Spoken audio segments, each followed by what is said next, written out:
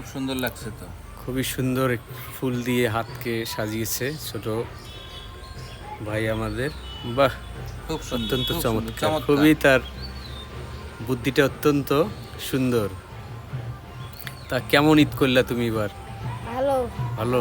করছি। কোথাও বেড়াইতে গেছিলে ঈদে? হ্যাঁ, বেড়াতে ফুল তো কোথায় বেড়াইতে গেছিলে?